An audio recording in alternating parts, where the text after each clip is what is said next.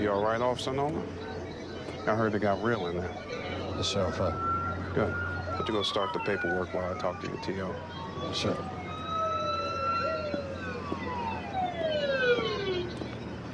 So how'd he do? He dove right in, even though there was a knife. Good for him. But maybe not so good for us. You know our rookies are best trained young, Officer Bishop? Because kids don't know anything. 40-year-olds. They think they know everything. Training them's like turning the oil tanker. Odds are, it ain't gonna happen before tragedy strikes.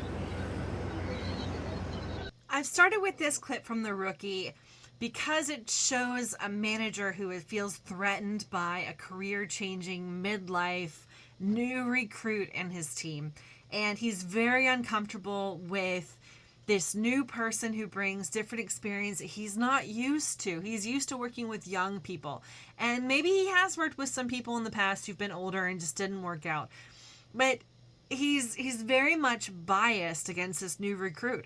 And it's unsettling to me because bad managers are ones that, or maybe inexperienced or unqualified managers, or inefficient managers, insufficient managers. I don't know what adjective you want to settle on. But they're not capable of dealing with people that they can't control. But managers can't control everything. If you're a manager in this position, you can't control everything. We're going to get into that in a minute, but first I want to go back to a previous scene. It was the start of the day. The rookie is new with his other two recruit buddies. They just joined the LA police force, and they're in their first meeting. They have to stand up and they have to say hello, and then one of them gets called out at the end of the meeting to stick around and get a little pep talk from the boss. Let's take a look and see what goes on in this meeting, and we'll talk about it afterwards. Okay, we got some new blood this morning. Start of the day. They're all And so some excited. Look at them. pushing the expiration date. All these microaggressions. That was a microaggression. All right, be safe that out was there. A little jab. Officer Bishop, I need You're a not word with good your rook. enough. Yes, sir.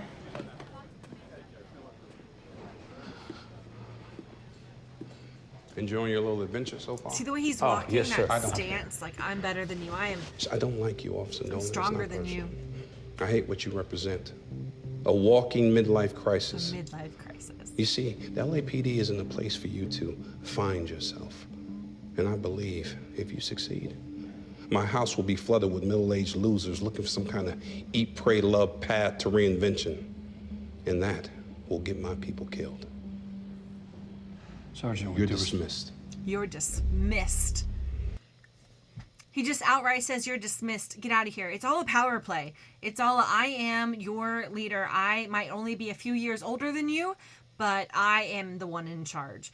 And these microaggressions, these stances, these power plays, they create tension in the workplace when there doesn't need to be that tension.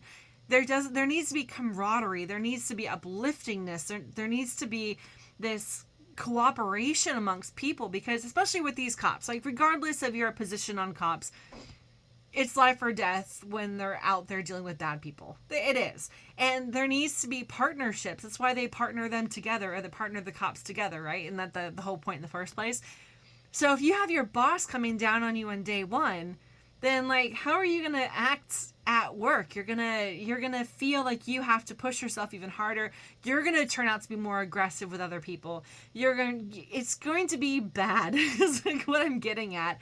And from personal experience, I joined a company where everyone had worked there for 20 years. I worked there when I was in college, and I came back 20 years later.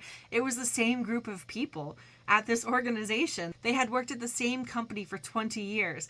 I, on the other hand, I had moved abroad. I worked in different companies. I had my own company. I've been a freelancer. I mean, I've worked in different organizations, in different roles, on different kinds of projects. And my background, I think, is pretty varied and pretty strong, where these people also have a very strong background, but only in a certain subset. And you know, they would sit at the table and talk about like, well, we don't really know what we should be doing about this. And I would say, hey, you know, I've actually worked on projects where I did that. And I have documentation that was made by other companies I probably shouldn't be sharing with you, but oh well. And I would give them the document, and then they would just hand it back to me, being like, well, that was nice. Thank you very much. But it's like, this is what you were asking for. Somebody else has already made the wheel. I'm giving you the wheel, and you're just throwing it in the back because you don't care because you didn't come up with it. And it gets frustrating after a while. Every time you get dismissed as an employee, you feel diminished. You feel like you don't belong. You feel like you're not part of the team. And all these cuts like this boss is doing, it just ruins morale. Now, if you're the manager in this position, I understand maybe you didn't hire this person. Maybe this person, this mid-level, midlife career changer, or just new person in your group was put upon you, or they're in a different team and you have to work with them. You know what? Think about it this way. Whoever hired them thought that they would be a good fit for the role. There was a hole in the organization. Out of all the people who applied, this person was chosen. And they were chosen for a reason, because that person should be able to fill the hole and provide what the company needs. So you need to work with them. Stop diminishing them. Stop putting them down. Stop dismissing them. Listen to what they have to say. Get their opinions. Encourage them to give their opinion, because maybe they don't feel comfortable in the very beginning to give their opinion because you've already dismissed them so many times and they're uncomfortable talking to you. See, again, if you're not a strong manager and can deal with the threat, I'm going to say I think people feel threatened by a potential competitor. If you can't deal with that, you need to find it in yourself and calm yourself and say, I need to work with this person, or at least figure out who they are, and then try to work with them. So this next scene that I want to introduce is a little bit later in the day. There's been some issues. The rookie cop, he kind of did go off the rails a little bit because he's had his own company. He's used to, if there's a problem, he has to fix it because no one else is going to fix it. When you work on your own, I mean, this is a benefit of hiring somebody who's had their own company. Yeah, they're going to be a little bit, off the rails and maybe not do it the way you want it done.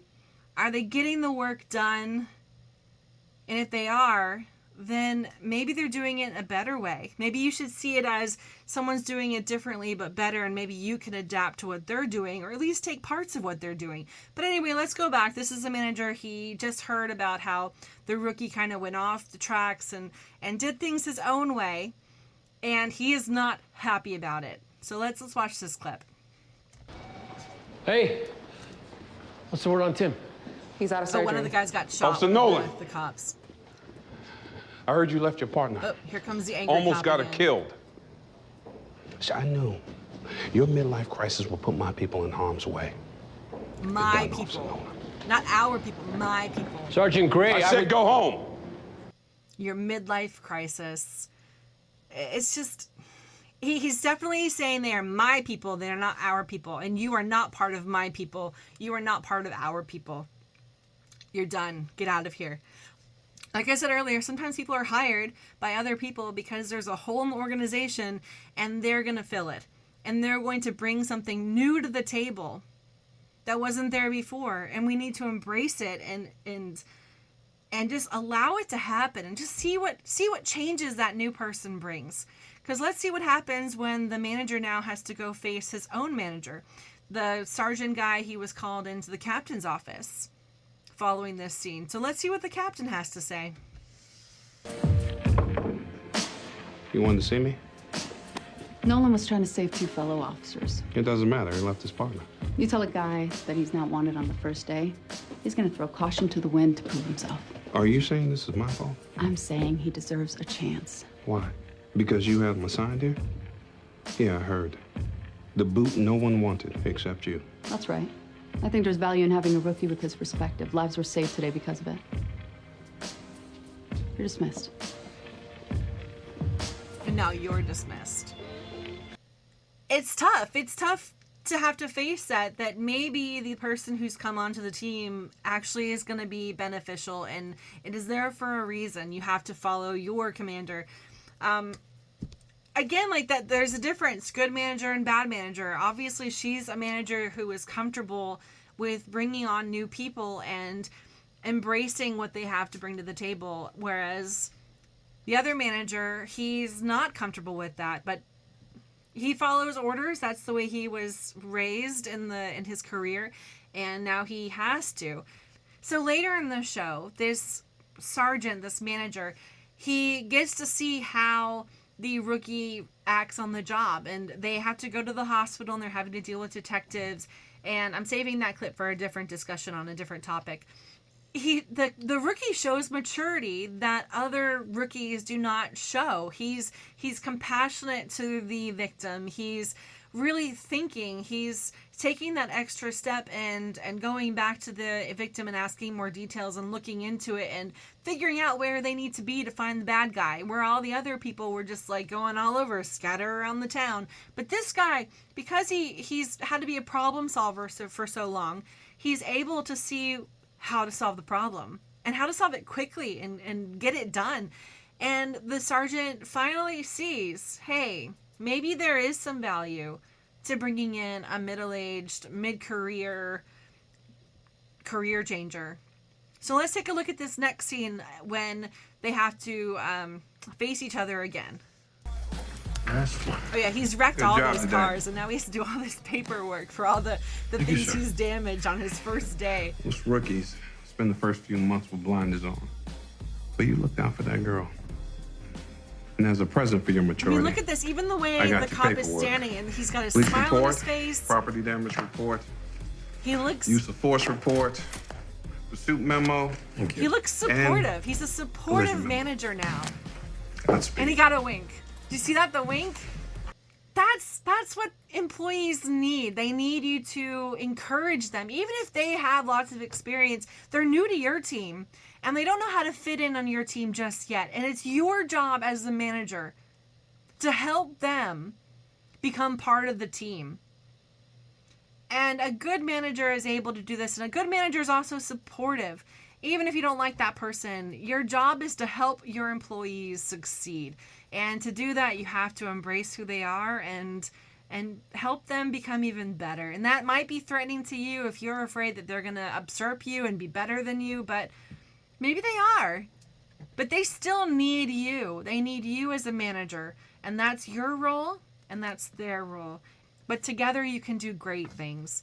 I'm kind of doing all these management things because I'm working through some issues that I've had with the previous employer that I felt like I was not embraced. I felt like I was dismissed all the time and kicked out of the group. And I finally left, and it wasn't a good fit.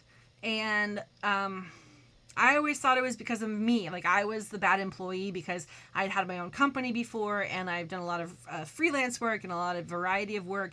And so therefore, I was just too strong of a personality to deal with other people. But I don't think so. I think it was, as a team, we just never meshed, and I was a threat to them, and they didn't really like me. And I kind of wish that it could have worked out, but everything works out in the end. You learn from experiences and grow. Even if it's a bad experience, you still learn from it. Thanks for watching. I think I like these whole management things. Yeah, well, thanks for watching, and we'll watch The Rookie some more. Bye.